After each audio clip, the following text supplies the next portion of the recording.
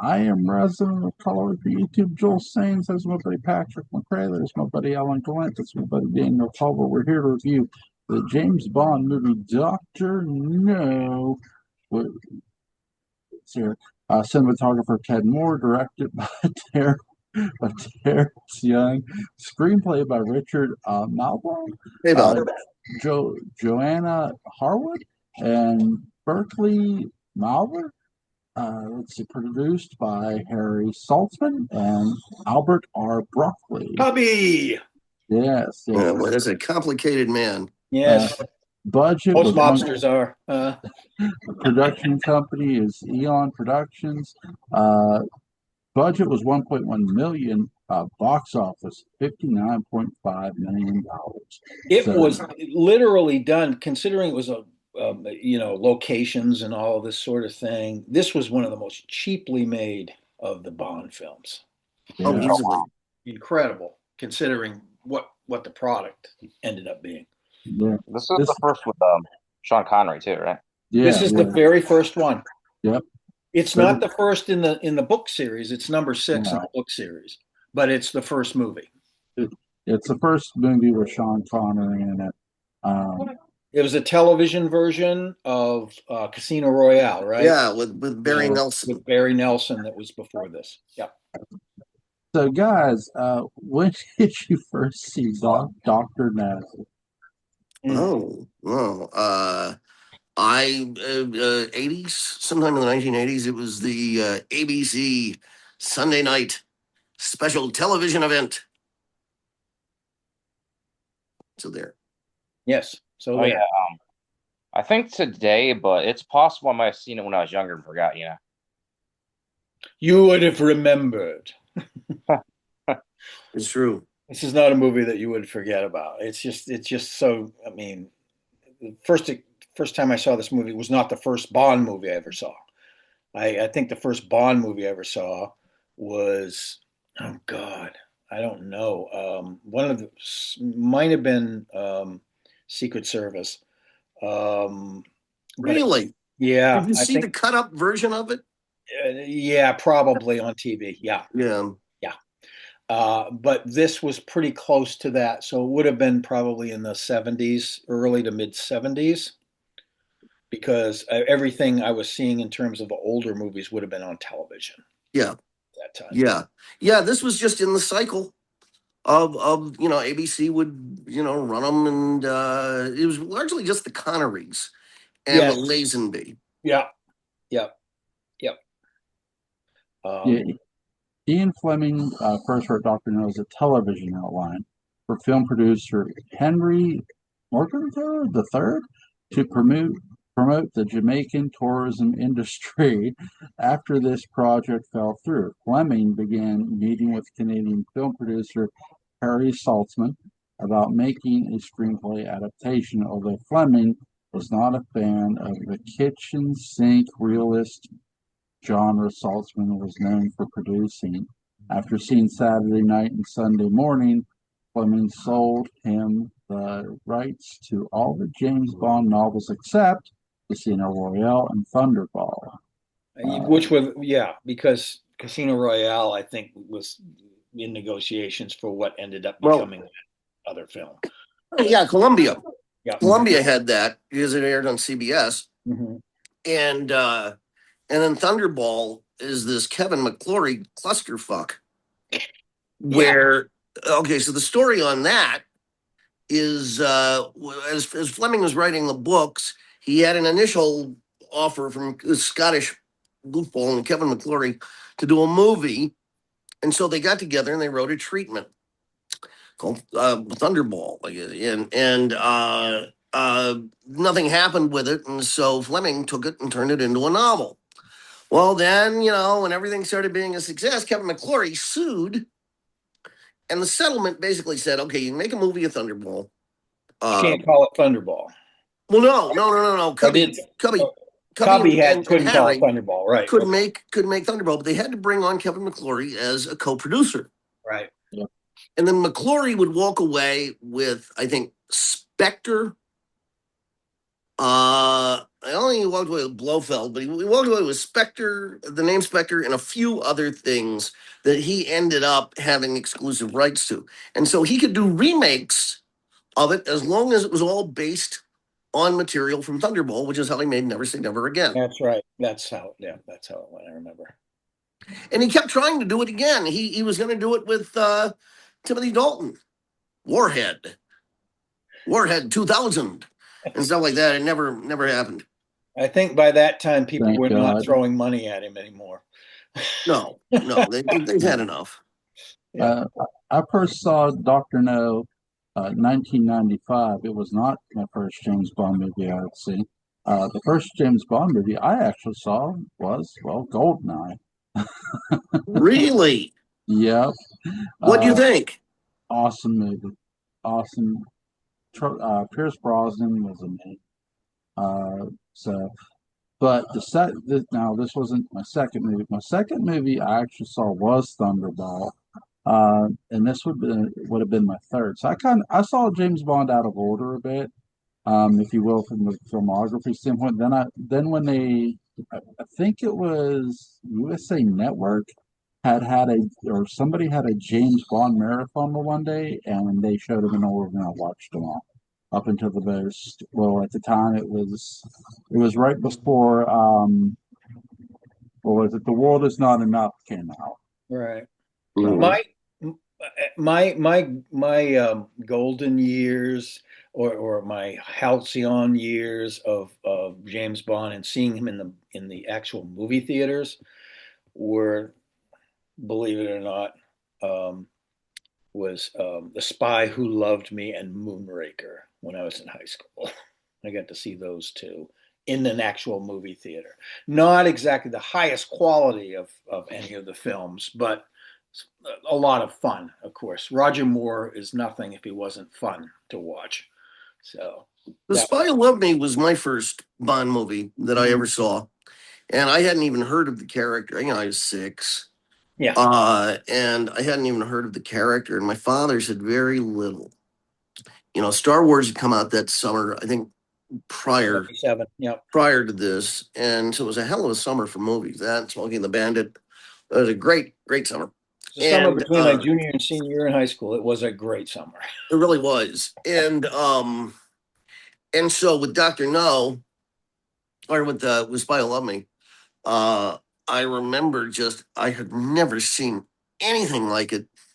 And I remember the applause in the theater. I saw it in a big 1,000-seat theater. Wow. Yeah. These mammoth showcase Cinerama screens.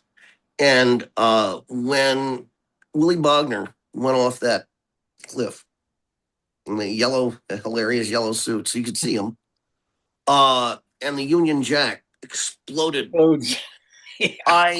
the entire theater burst into applause. Yes. It was one of those moments in the 1970s that we really needed. Yeah, and people wanted to start singing "Rule Britannia" in America. They did, and I had never seen or had been conscious of the Union Jack before. Mm-hmm. So it was the first time I really, saw it, and it had an almost magical significance to me. It was like, that's red, white, and blue, but it's doing something extra. Right, and it's Royal Navy all the way, baby. Yeah. So and I was just transported the entire movie. It was the most amazing thing I'd ever seen. Yeah, literally. Yeah, and then Moonraker happened. Yeah, it was fun.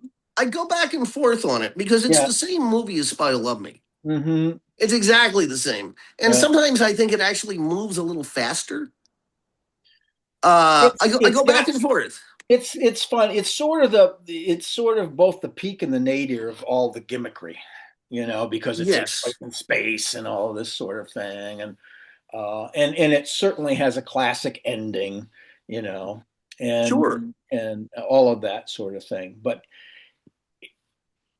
as a senior in high school when I saw it, it's like I don't care if it has depth or not. It's a lot of fun. It's just a lot of fun. It has the bird doing the double take. Oh yeah. Have you guys ever seen the Austin Powers movies? Sure. Oh, Yeah, absolutely. yeah. I think they parodied I that one you own them. mentioned. Yeah, there's one called The Spy Who Shagged Me. Yes, Oh, that's yeah. right. Yeah. Felicity Shagwell. Oh yeah, and actually, the one you guys were talking about, the Spy Who Loved Me, does that have Donald Pleasance by chance? No, no, the one you're talking about is You Only Live Twice. Is Oh, your one okay. you're thinking of? Because I know Doctor Evil is actually a parody of a James Bond villain, It but is. Sure. It's Blofeld as played by Donald Pleasance is the look. Yeah, Yeah, absolutely. yeah. which is kind of funny. 'Cause he's played by Mike Myers. Well, Yes. well, before at the time before they made You Only Live Twice, they had not revealed Blofeld's face. That's correct. And when Don, so where did they cast to do that? They cast Donald Pleasant, Correct. and who better? So, Yeah. That's true. um, And that's where you get the little white kitty and the, yes, the scar down. Well, he shows back up Yes. at the beginning of You Only Live Twice. Yeah. In a moment that has a line so bizarre and inexplicable, I don't even think Bond experts, even the people at the production company, they have no idea what the fuck it means. And it's where Blofeld has been, Bond has picked him up on the strut of a helicopter and has picked up his wheelchair and is flying around and he's circling a big smokestack about to dump him in.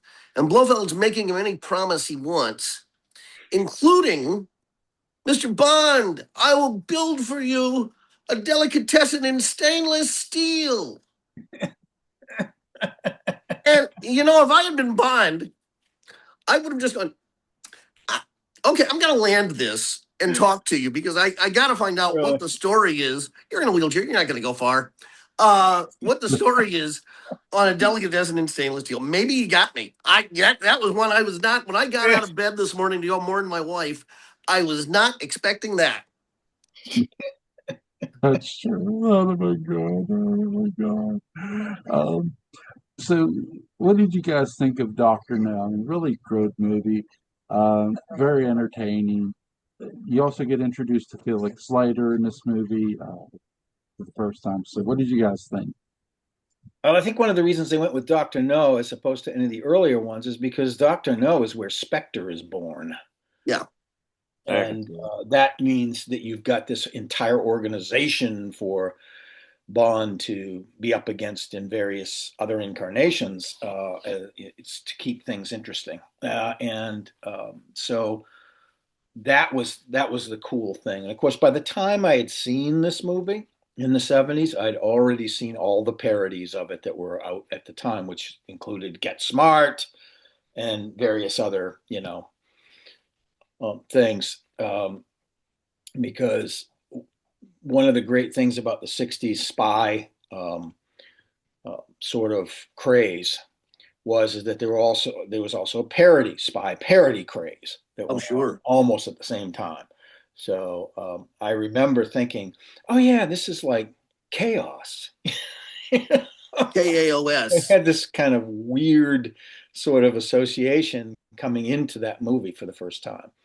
But it also, Dr. No makes the great sort of megalomaniac supervillain that we have all come to know and love and identify with in Bond films from then to now, basically.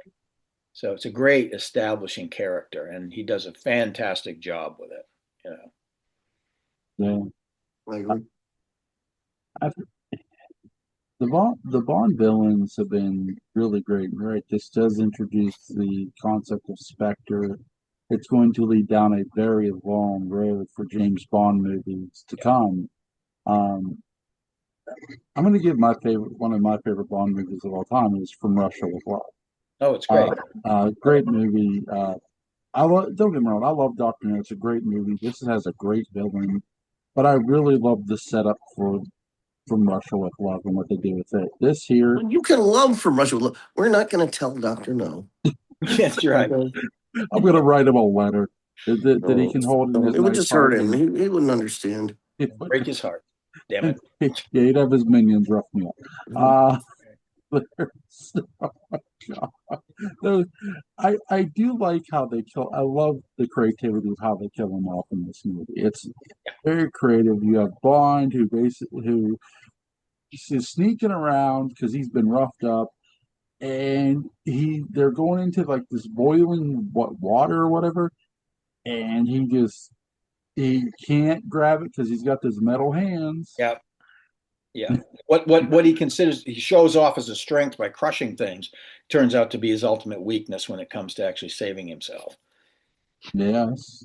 I mean, because up to this point, I do love how Doctor No tells Bond, "Why don't you join me?" Yeah. The reason I didn't kill you is because I found you curious. I found you fascinating. But and Bond's like, I prefer revenge. Um, Yeah. but this is revenge, which is I love how too. With the whole 00 thing, it's who Bond decides to kill too, because he doesn't always kill either. Not No, always. not at all. Another thing about this movie that's fantastic is it begins a merchandising franchise that like no other, especially in the 60s. Yeah. There were toy companies that just went absolutely berserk with Bond, Gilbert being one of them. Gilbert was a company that also made chemistry kits and telescopes for kids, all sorts of interesting things. But they also had they made they made action figures and small little figures and cars. And Corgi made the Bond car and all of that stuff right from the get go. They figured this is stuff that kids can like have an imaginative playtime with, and they were right. So those early movies started it, and by Goldfinger, it was in full swing because they had Odd Job dolls and everything else. It was crazy. I remember as a kid seeing all that stuff, and my parents wouldn't buy it for me, but it was pretty cool. I think too, where they really got kids too is just like if you didn't know who James Bond was, they had James Bond Jr. That's where I first learned about the name James Bond. Yeah, they Um, they also had you could buy these suitcase kits that had like a secret gun and a radio and all this sort of stuff in it. And some of them were actual James 007, and some of them were knockoffs of like Johnny Spy or something like that. And so it was huge. People were big into that stuff from young ages all the way on up to adults. yeah, I remember the one thing I remember most too is the merchandising that came out with the Dick Tracy. Oh That yeah, that was that was huge. huge. That was huge. That was a resurgence because Dick Tracy was huge in the 40s and 50s too. They had guns and decoder rings and things like that for him back then, but it had kind of faded um, because they had made movies, Dick Tracy movies in the 1940s and early 50s. But it had been a long, long time, probably 35 years since they'd made one. Mhm. And then they was it 91, I guess they made the Dick Yeah, Tracy movie, and it just exploded again. all-star cast. Yeah, a huge cast, and they had the action figures of all the little Yeah, guys. I mean, all the villains and everything else. yeah, bunch of them. Yeah. Uh, Doctor No is very entertaining. Daniel, what did you think of this movie? Um, I will admit, like I thought it could be better, but it's still good, you know. Yeah, what didn't you like about it? Um, Honestly, this isn't really the movie's fault, like, but I'd say it's a little too long, you know. I'm not No, really a I fan of understand. movies that are long. No, I understand. But yeah, it has a lot of cool action in it, and I love how Bond, because he does play. He doesn't just kill; he plays detective. He's trying to figure out who's betraying who and all that. Yeah. Because again, somebody was an agent was murdered. I think. So, That's right. uh, but and that's really really cool what how Bond does it. So I did let's like. yeah, Oh, sorry. Yeah, I did like how the it was revealed that the dragon did technically exist, but was actually like like a vehicle. Yeah. Um, the coolest thing for me is how they introduce Bond as this sort of intrepid guy who is going to solve the problems, and he's being assigned the case and all of this other stuff. And then he goes to Jamaica, and he gets in that cab with that guy. And now you figured out that not only is he doing detective work and noticing things about the guy, but he's also a man of action who can take care of this guy when he tries to kill him. yeah, So that scene for me sort of sets Connery as Bond. That whole thing from the airport in Jamaica on, and then the trip, and then him finally, having the little fight with the guy and taking him out. That's understandable. Actually, is this the first movie that has the whole thing where like you see the at the beginning you see like through the gun and then James Yep, Bond shooting? Oh, that's yep, yeah, pretty cool. yep. That was yeah. it. That concept was done for this movie first, and of course it's been done for every single one since.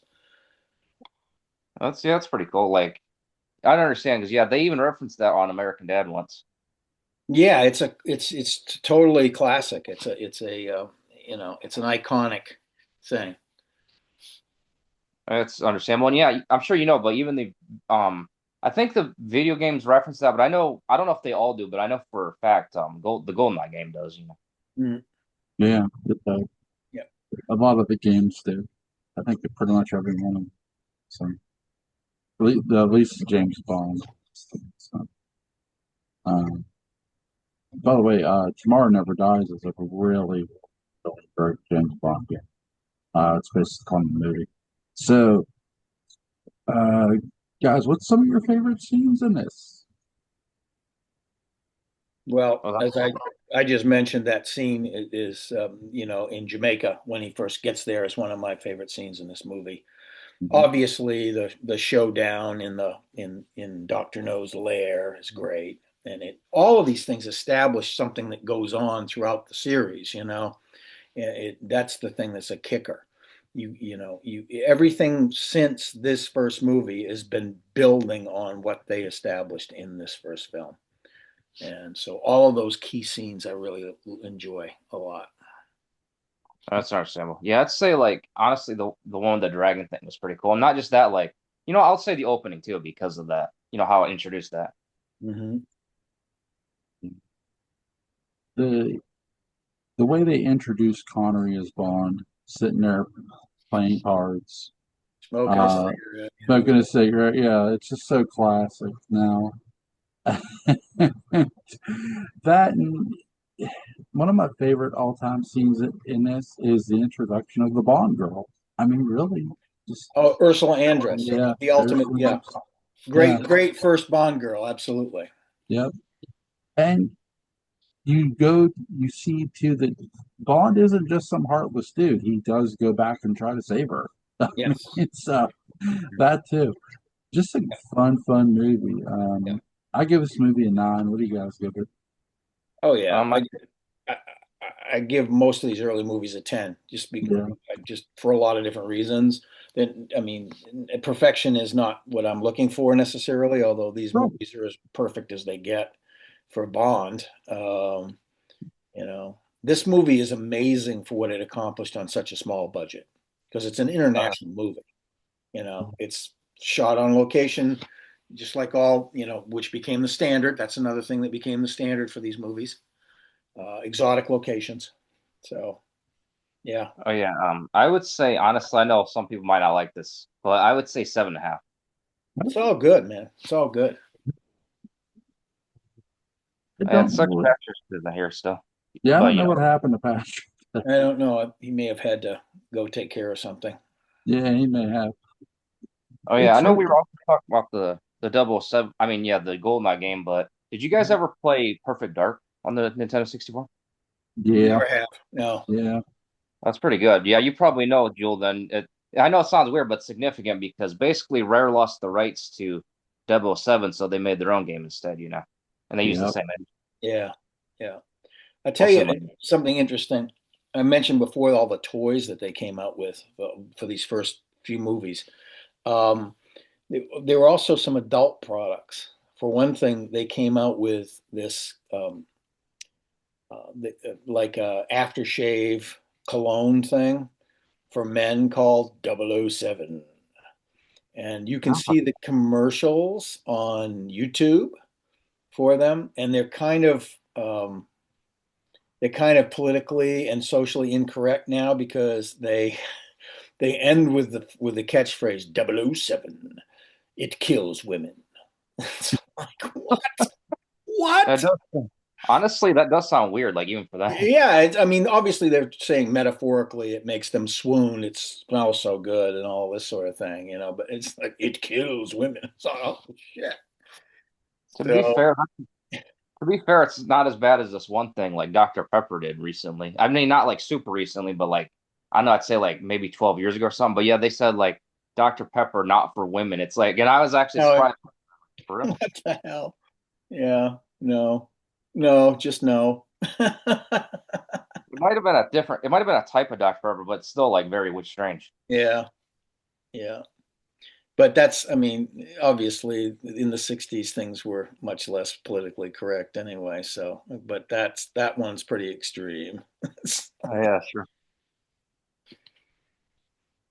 But yeah, I do like know like that could be metaphorical. But yeah, one problem with that, like with the 007 one, I know it's not an issue probably yet, but another problem is like eventually like lingo changes and shit too, you know.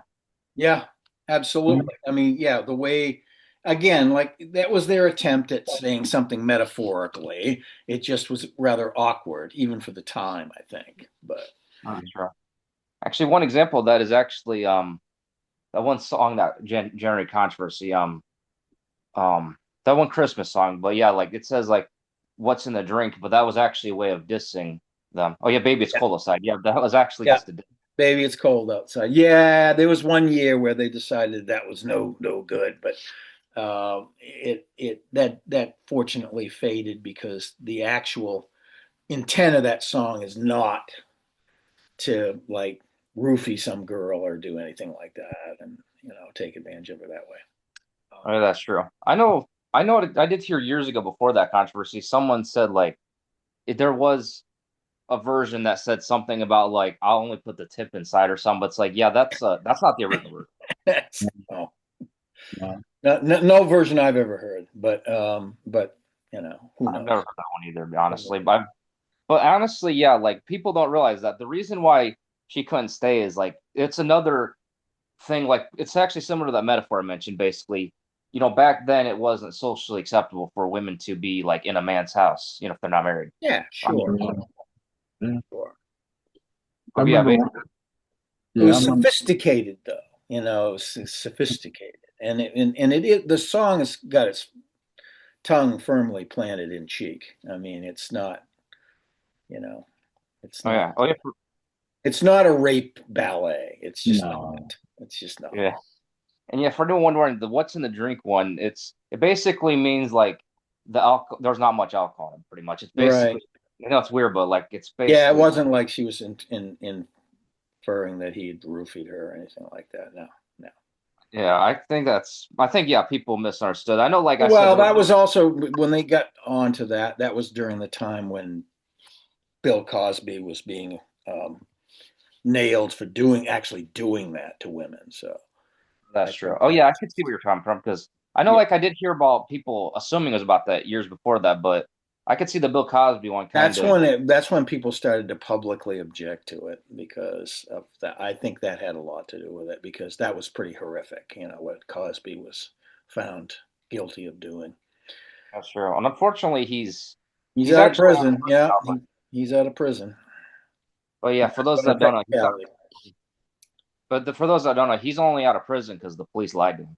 Yes, he basically they got him on. He got him on a technicality. I mean, you can't mess around with somebody with that kind of money and expect to airtight it unless you've done your job right. So, but anyway, he's a very old man now, and he's pretty much isolated. So That's true. he's kind of in his own prison. I mean, that's a good point too. Like, hopefully, like hopefully Diddy gets justice. I mean, sorry, just the people, the victims of Diddy get justice. Yes, absolutely. I'm in total agreement. Oh, I hope people won't take what I said out of context. But yeah, I didn't. I worded No, that no, bad. no. We get what you meant. This isn't Death Wish, goddammit. No. No, it's not. Right. No, it's not.